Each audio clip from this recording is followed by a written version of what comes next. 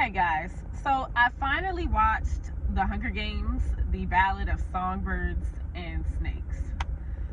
And from what I gathered from just the film alone, I'm gonna read the book, but from the film alone, I can see why President Snow became, I can see why he became as evil as he did.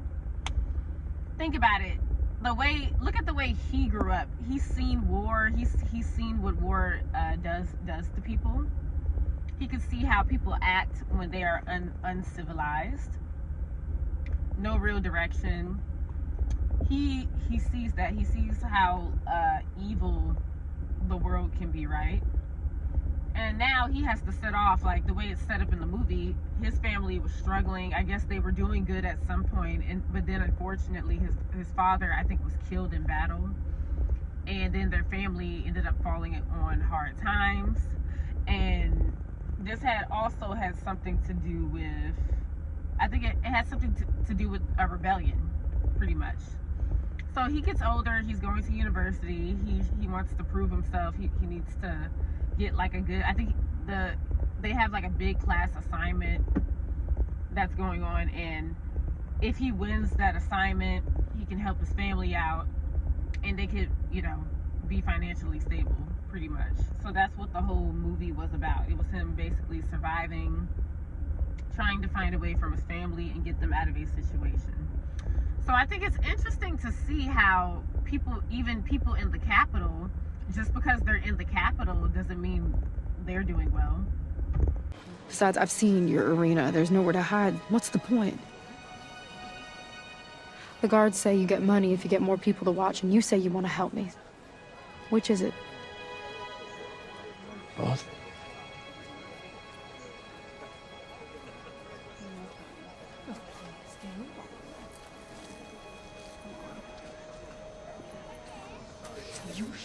No, thank you. I saw you staring.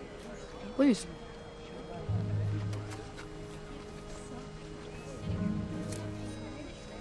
I always thought there was plenty of food in the Capitol. One time during the war, I ate a whole jar of paste just to stop the pain in my stomach. And how was it? Tasty.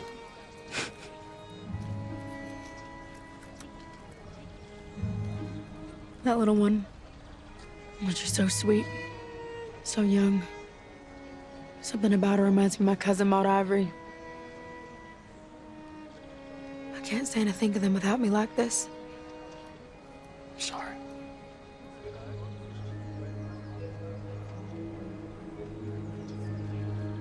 You seem like a good man, Coriolanus Snow.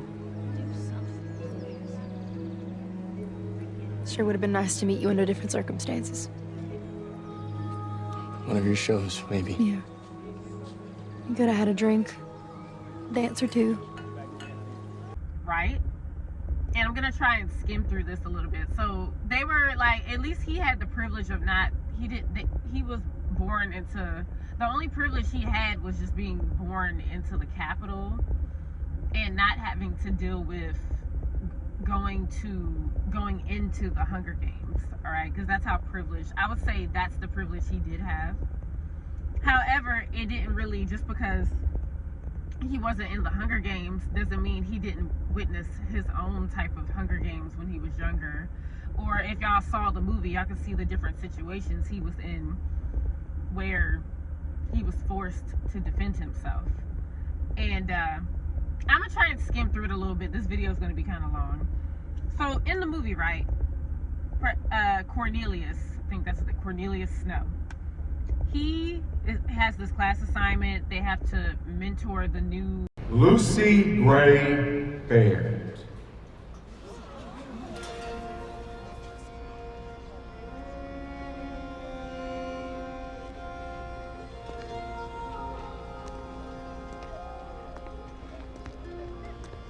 Sing your way out of this one, Lucy Gray. What is that dress? She's some sort of... You can kiss me!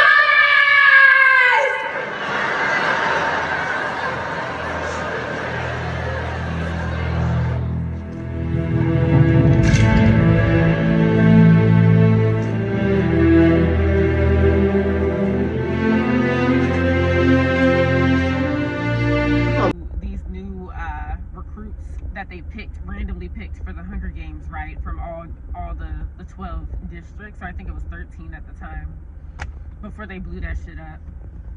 But yeah, so all that happened. They picked them.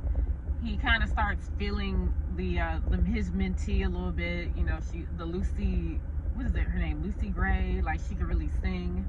They pick her. He feels protective of her.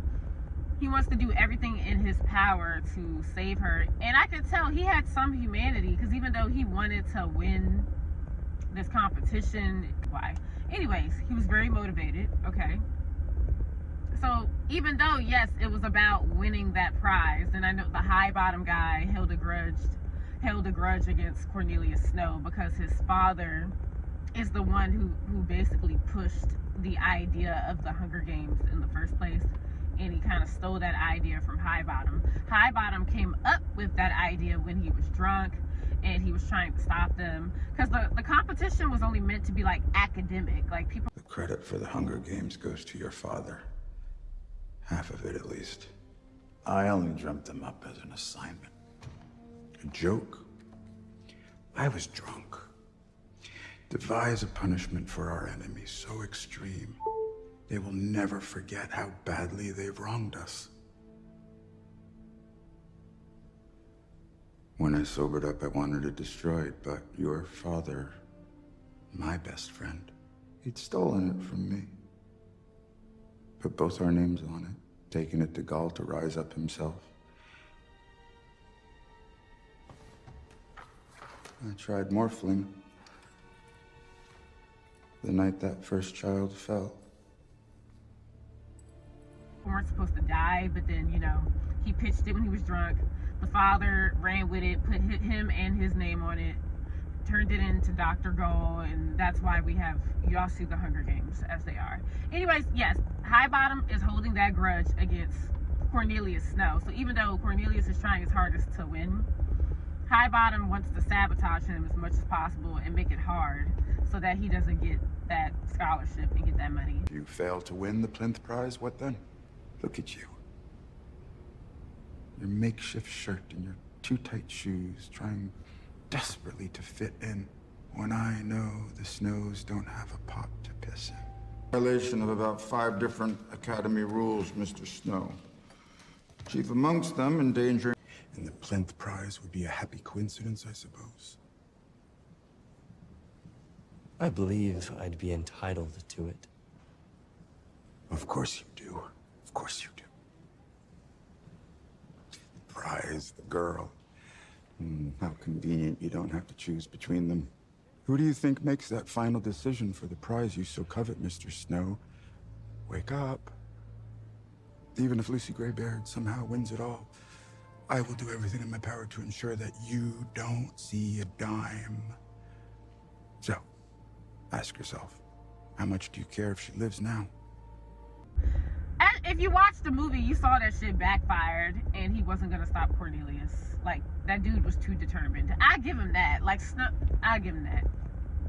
So yeah, Cornelius wanted to give he wanted to give his mentee a fighting chance, and I will say he did stick out his neck for her, y'all. He stuck out his neck for her.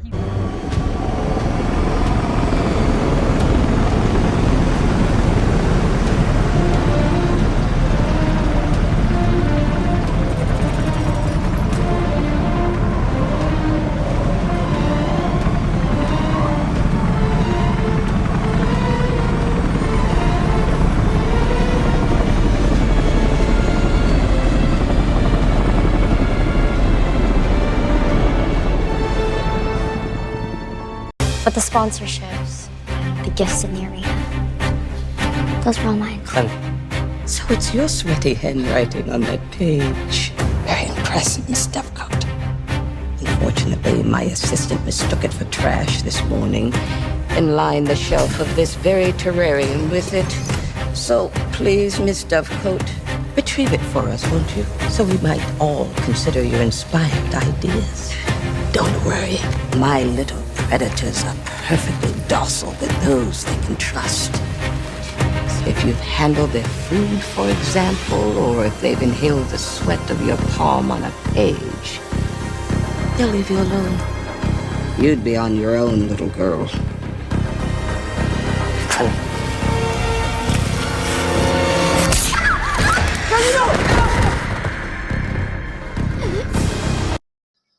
Now, for the people that are actually paying attention, how did this save Lucy Gray? He was sending gifts to her. He was sending them drone things to destroy the other damn mentees so they could die and she had a chance of winning. He told her where she could hide. He gave her an idea, but then obviously him doing this and helping him throughout the Hunger Games, he ended up getting caught, obviously, got sent down to the District 12. So even though I'm skimming through it a little bit, Lucy Gray won. I'll bring the news when I've danced off my shoes, when my body's closed down, when my boat's run aground, when I've tallied the score and I'm flat on the floor, right here in the old there before, when nothing is left anymore.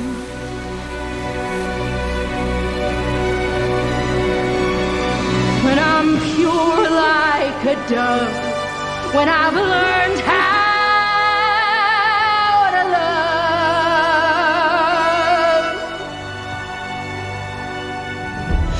right here in the old there before, when nothing is left anymore. Whatever the hell. He helped her win, but then that shit backfired. So, and he, at first he thought that they killed her, but they didn't. They just sent her back to 12. Can't take my charm, can't take my humor. You can take my word, 'cause it's just a rumor. Nothing you can take was ever worth keeping. Oh, nothing you can take was ever worth keeping. Thinking you're so far.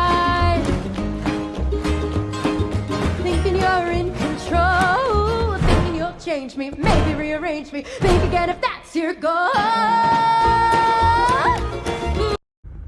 Long story short, y'all know that other kid that's like real rebellious, but he has a family that pays him out of everything. Yeah. Anyways, so they all end up getting sent to the to District 12 or whatever as punishment because you know Cornelius cheated, but he really wanted to save her.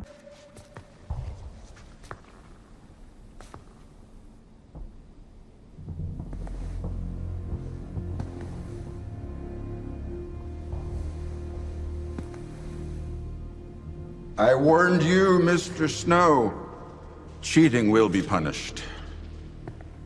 More poetically than even I could have hoped. Lucy Gray, where is she? I would be more concerned with your own survival if I were you.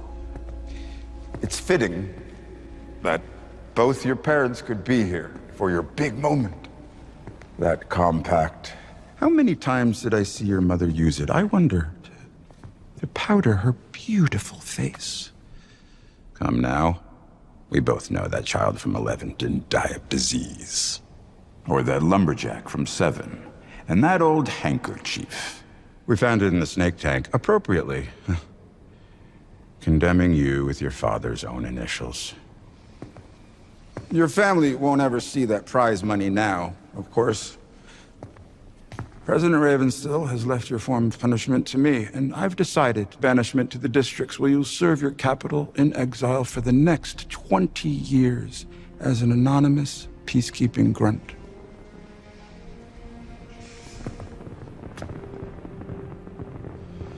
Do you hear that, boy? Finally. The sound of snow falling. Also, he even went back in there and saved that dude. I forgot his name. The dude that he calls us Ma. He went back. He went into the Hunger Games to save. I'm irritated. I was pronouncing his name wrong the whole time. It's not Cornelius. It's not pronounced Cornelius. It's Coriolanus Snow. Or just President Snow for short, or we can just call him Snow. But yeah, y'all, Coriolanus. And then the friend that I'm talking about that he actually, I got cut off, that he went back to save in the Hunger Games, the rebellious friend that hates the games, that thinks they're ridiculous, and a lot of people do. Ooh, Marcus. Guess we can all sleep better now knowing he's off the streets. The monsters! All of you!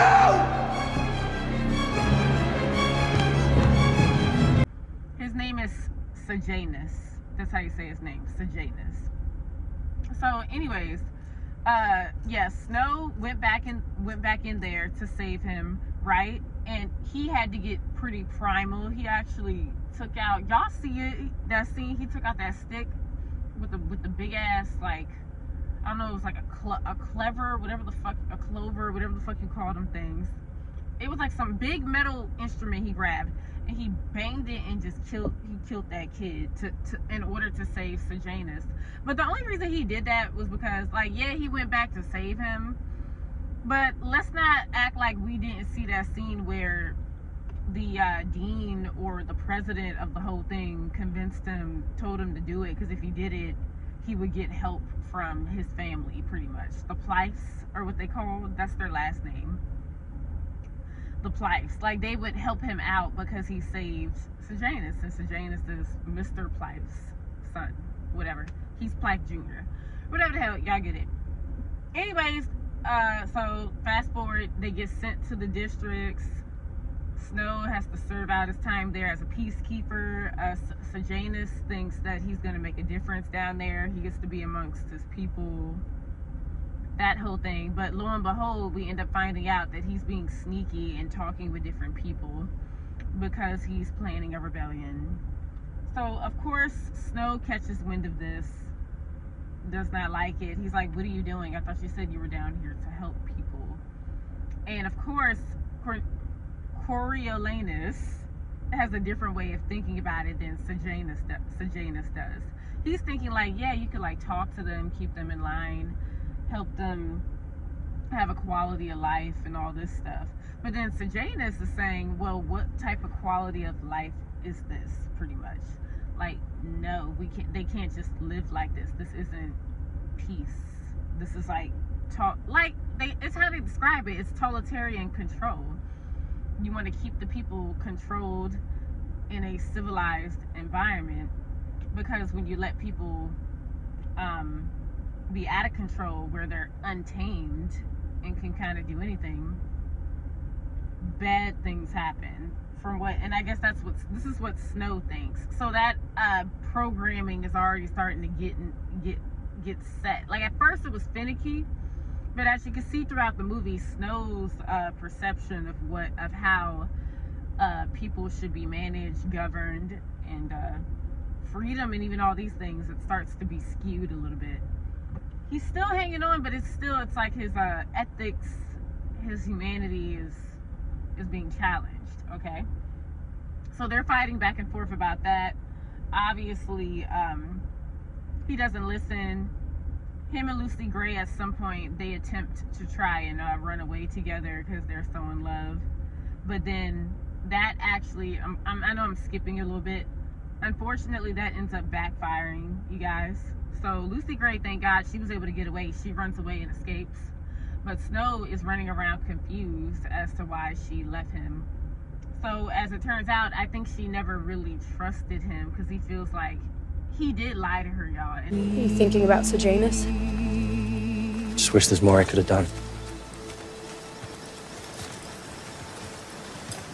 Sorry you have to leave this place.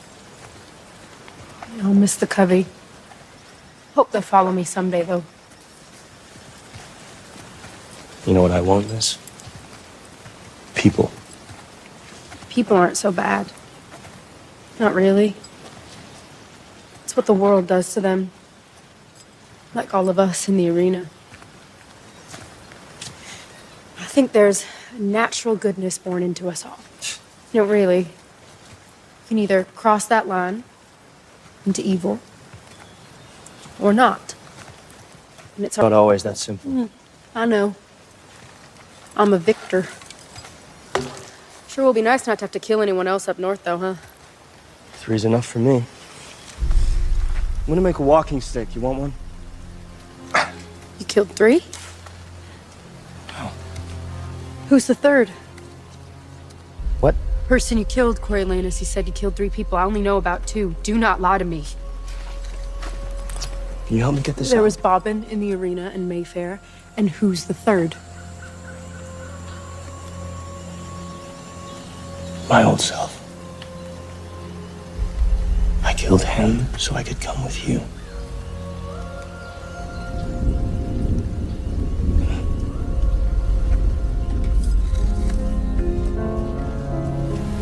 That's why she said, like, don't lie to me. So he lied to her. He was like, she's starting to think she can't really trust him. And he's looking at her like, okay, can I trust her? But she's like, It's the gun. The one you fired at Mayfair. Spruce must have known about this place. If we destroy that gun, you're free. You can go back home. Will you? No more loose ends. Besides me. Besides you. You wouldn't tell anyone? Of course not.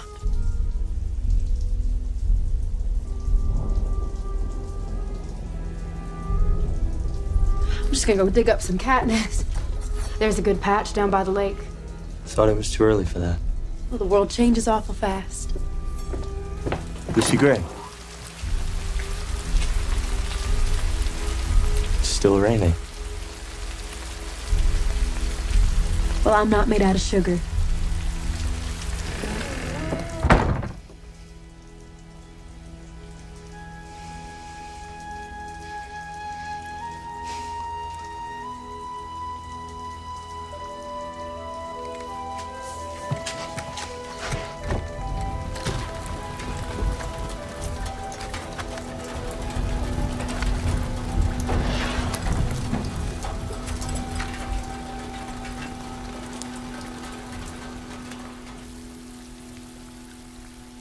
Lucy Gray?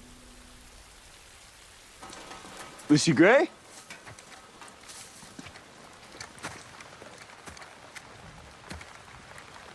Lucy Gray, where are you? Hello?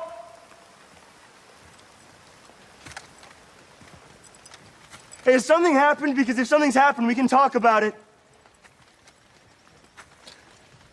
Are you hiding from me? Lucy...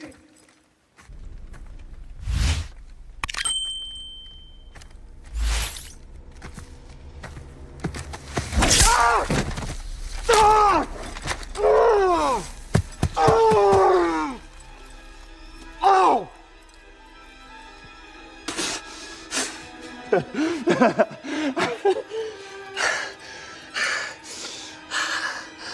Is that poisonous?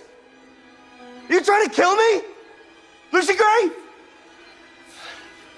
Lucy Gray! I said... she know he lied about something. So I'm gonna go back to the point about when his friend Sejanus tries to do this rebellion. So he tries to do the rebellion. A few people get killed. One girl was saying she was gonna go and snitch and tell her father and get them all caught, which means they all was gonna get hung, right? What happens? So I think Snow or one of the other guys panics, shoots them so they can keep their fucking mouth shut. Like, shut up. Why are you trying to snitch and get us in trouble? What are you doing? What are you doing, right? So that whole thing happens. Unfortunately, they have to go hide the guns because technically the people in 12, they're like mine workers. They're not supposed to have these type of weapons. If you're caught with a weapon, you're gonna get executed. It's going to be a public execution, and they would hang people, y'all. So they end up getting caught. Somehow his friend, because they ended up catching wind that his friend was a part of it. And y'all want to know why? go back. Remember that thing I was talking about where him and Sejanus were having a discussion about, well, why not have a rebellion? Like, this isn't how people should live. Guess what? You go back, way back into the movie, that scene where Dr. Gall is telling him about these special birds she has, and they're birds that have these like technological things in them. They have these listening devices in them, and you can cut the listening device on, and whoever it is around, it can pick up on those conversations.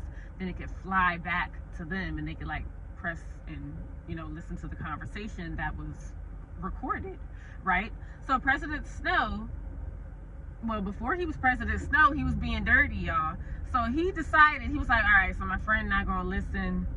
And I really think, y'all, he did not want to do this, but he knew if he did this, it would be his chance to get back to the Capitol.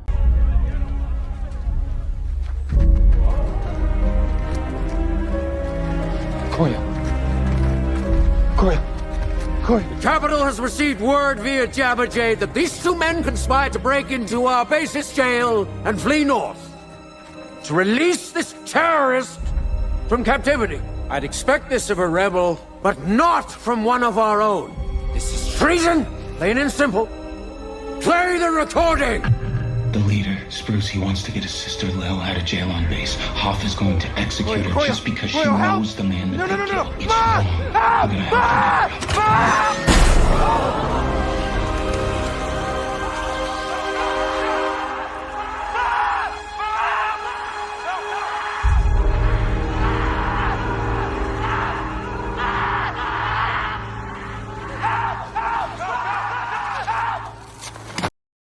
Congratulations, Mr. Snow.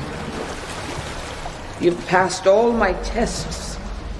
I've asked President Ravenstill to grant you a full pardon, effective immediately. I also told him that you are too promising to waste in the military.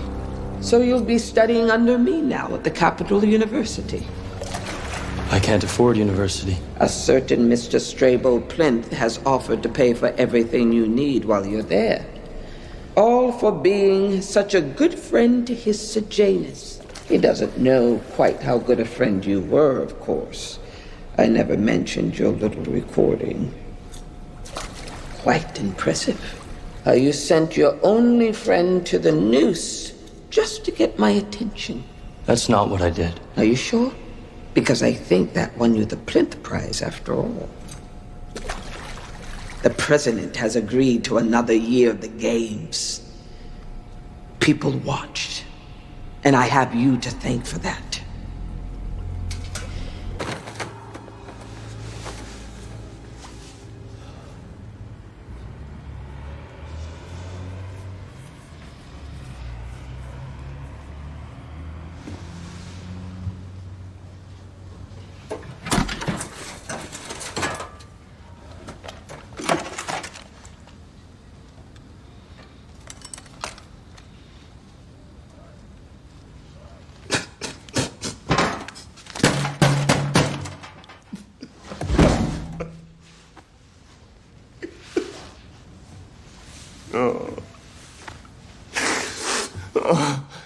I'm sorry. I'm sorry.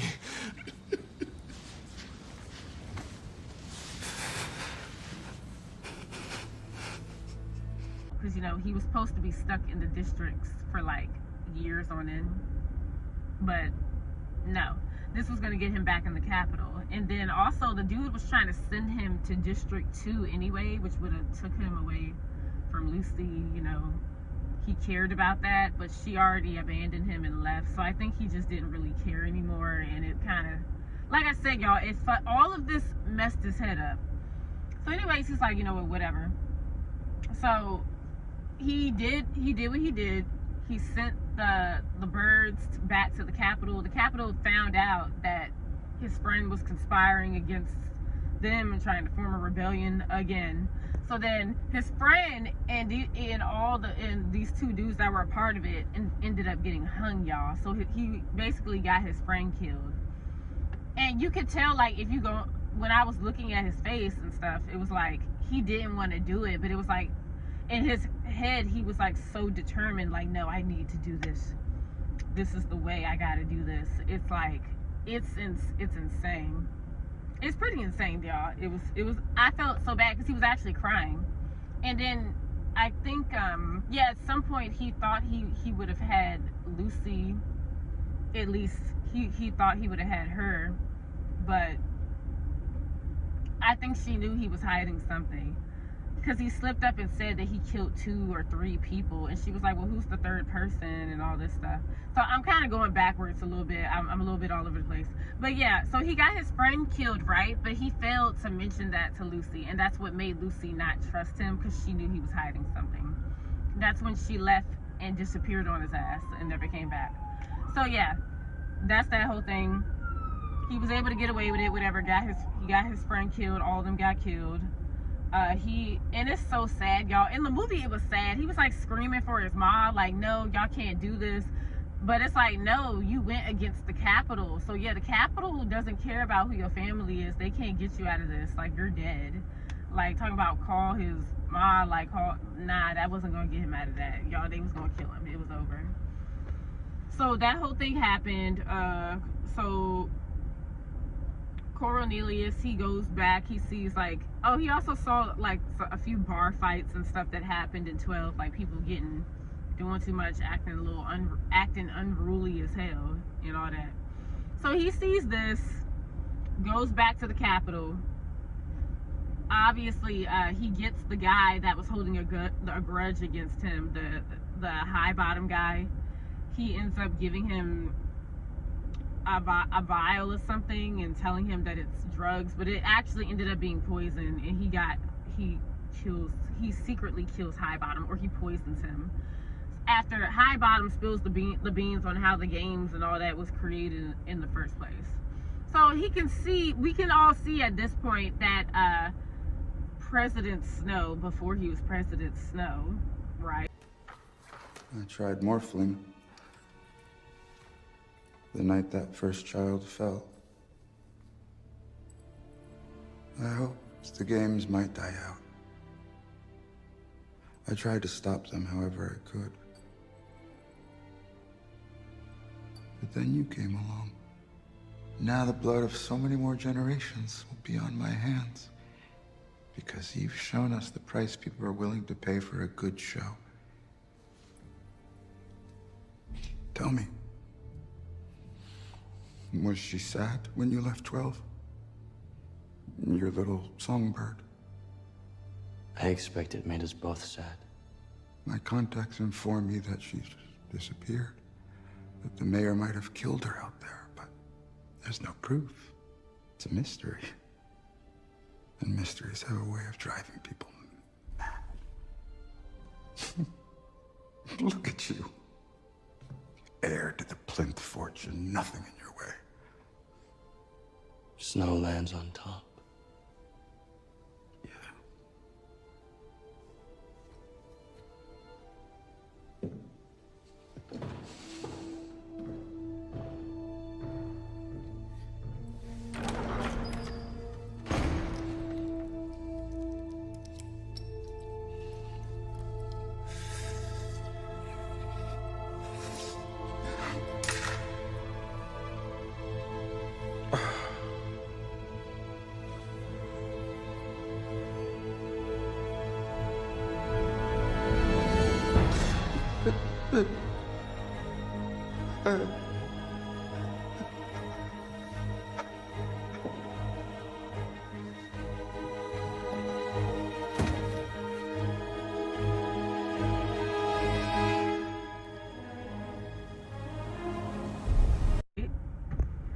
He was already turning into his father, and I think it was at some point when he went back to the Capitol and he saw his sister.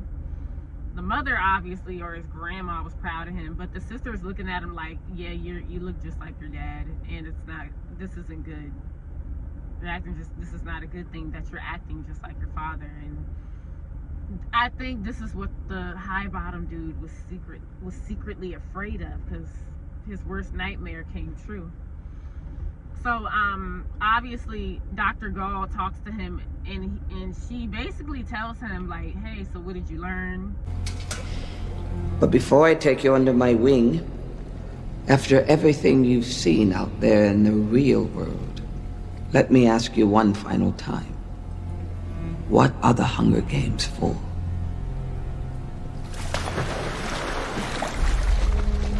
I used to think that the Hunger Games were punishment for the district. Then I thought they served as a warning to us here in the capital about the threat the districts posed. Now I know the whole world is an arena, and we need the Hunger Games every year to remind us all who we truly are. And who are you, do you determine? The victor. Welcome home, Mr. Snow. What are the Hunger Games about? Why do we have them every year? This is them wanting to, yes, have control over these districts, but it's also to establish order and to keep you guys in line. This is what's going to keep you guys tamed, and so people don't become ravenous, like I said earlier, unruly, out of control, uncivilized. Basically, they're saying these games are set up to protect people from themselves. That's all it is. That's all it is. And go into it a little bit deeper. I kind of already mentioned this multiple times. People become insane when there's like no in their brains, they're saying when there's no order, right? People start to act more violent. People will do anything to live or survive. They get violent, they get angry. People, when you step out of line, that means there's consequences, right? When people try to stand up and rebel, that's consequences. This is hurtful to the capital. This is hurtful to the human race, I guess you could say. And there needs to be some type of order. The Hunger Games will create this type of order. And the way the way Snow set it up, it's like, oh, okay, we're gonna give someone to root for, and that'll get the people in the capital to watch. And that's basically what happened. They were able to get people to watch and make it more exciting, and getting people to like his mentee. It was like, this is what it's all about. It's about showing people up close who these people are, getting to know them. You know, him being there with his mentee, like them talking, him strategizing, sharing a moment. This is all Snow's idea, to get people to like them, give someone to root for in a sense.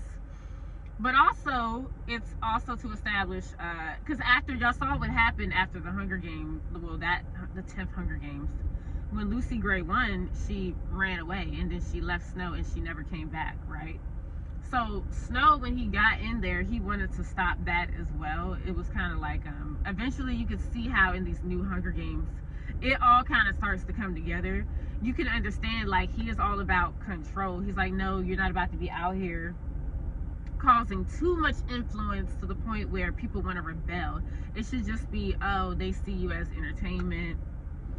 They see you as someone promoting the games and getting people to watch next year, and showing the other districts like, hey, you need to stay in line. If your name does get called, you know.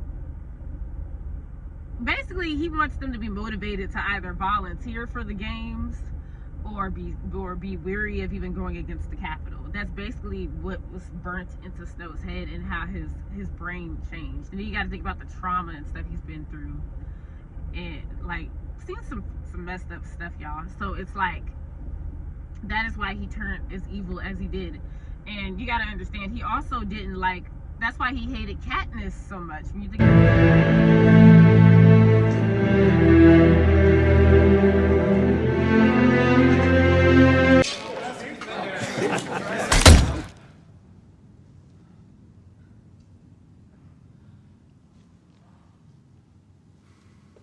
Thank you for your consideration.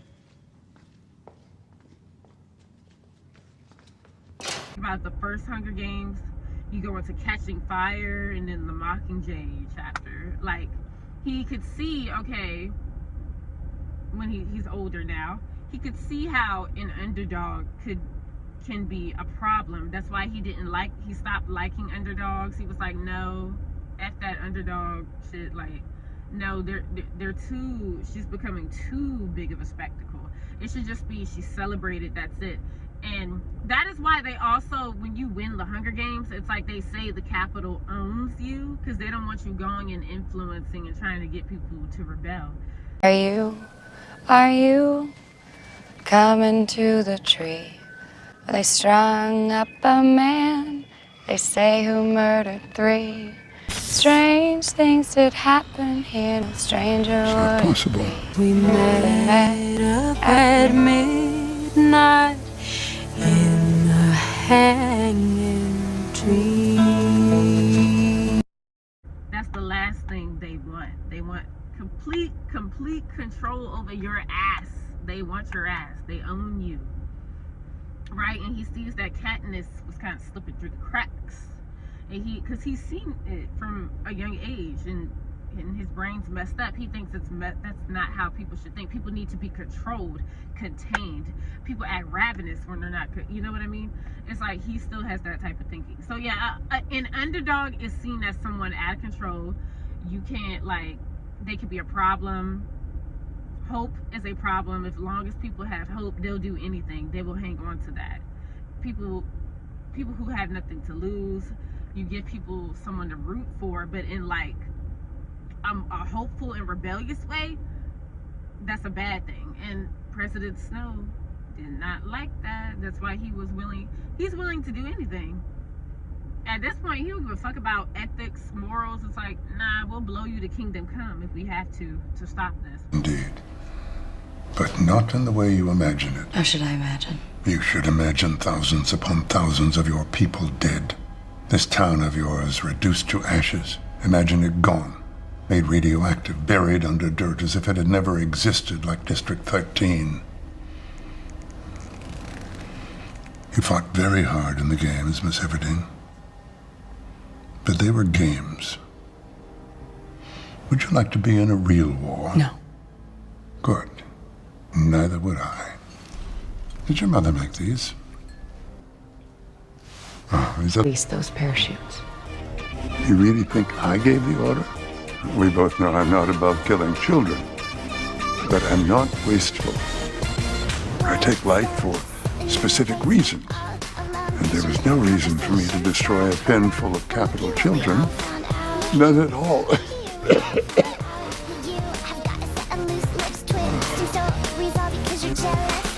I must concede it was a masterful move on Coin's part. We'll blow this up, we'll blow this district up. That is why it's like he is so evil, you know what I mean? And he's all about control, power, control. Keep them in line, take away their hope, do this, do that, just to avoid avoid living in a society where the games don't exist, because he thinks it's going to be extremely bad if the games don't exist and people shut the shit down. But which could be further from the truth, but this is the programming these type of people have in this, you know, Pan Am or you know, Hunger Games universe. So I kind of said a mouthful here, so I'm gonna, like, you know, that's it for now. But I'll end the video off with this. I think it's interesting what Dr. Gall said, that yeah, you can it's interesting how, like, when your life is on the line, when you have to do things to survive and to try and get through it, or you have to do something to defend yourself, how you could be this academic person, you could be a librarian, you could be a scientist working in a lab somewhere, and now you've been put in a situation where your life is in danger, you could die. Isn't it crazy how quickly your brain changes? You go from that to a ravenous animal that just wants to, like, beat on somebody with a metal bar, bash somebody's brains in order to save yourself. your ass or somebody else's. Ain't that something?